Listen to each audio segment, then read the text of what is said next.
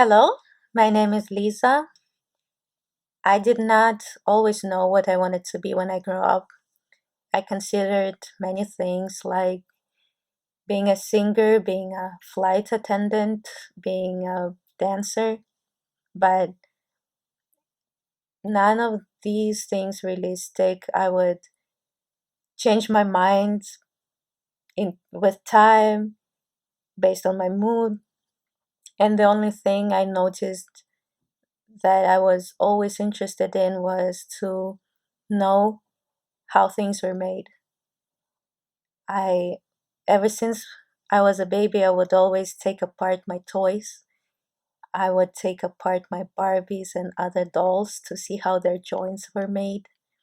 I would take apart my cars, especially those wind up cars that you let go and fly off, to see what makes them work. And I would get disappointed that I could not see inside the motor to see how that actually works. And yes, I would always be fascinated how people use mechanisms to make their lives more easy. And I even tried myself at inventing new things. Now that I look back at them, they're rather simple and silly, but yet it was always my passion to help people make their life easier. And the final push for me to choose STEM was when I was 16. I moved to the United States and I was facing cultural differences. I didn't speak the language, and I realized the only thing that I understand and applies anywhere in the world was science. So, um, wherever you go, there's always laws of physics that apply, even in space. And I thought that it was really a fascinating thing.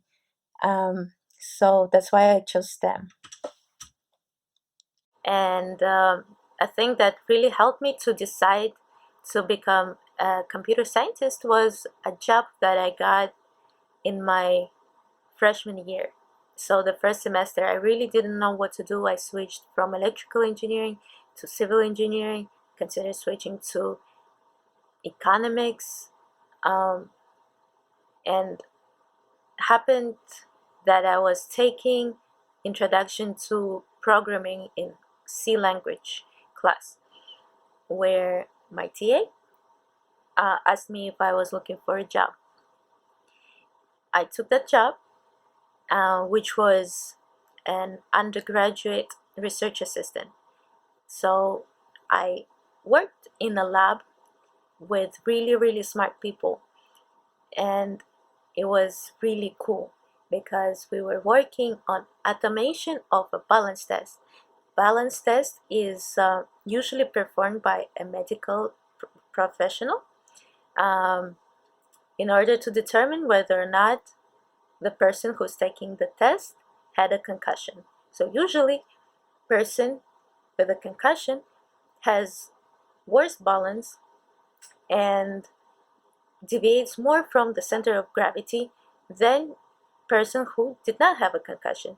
So what we were doing in this research lab was using a regular Xbox Kinect camera that generated a stick figure, and we would measure the stick figure's deviation from the center while the stick figure, was performing a simple test.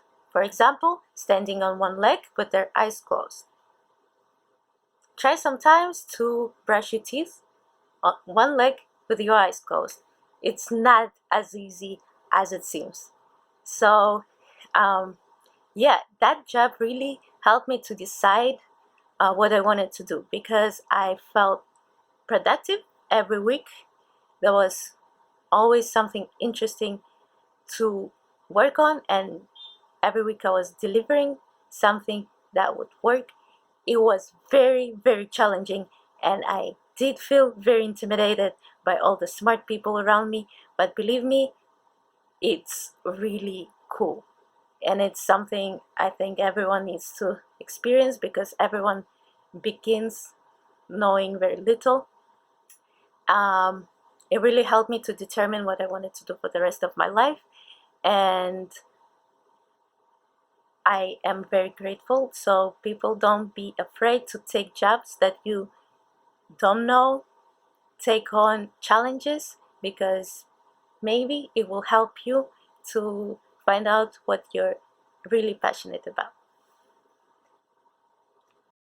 When I was growing up, I knew not a single person who looked like me, who had same hair, who was dyslexic like me.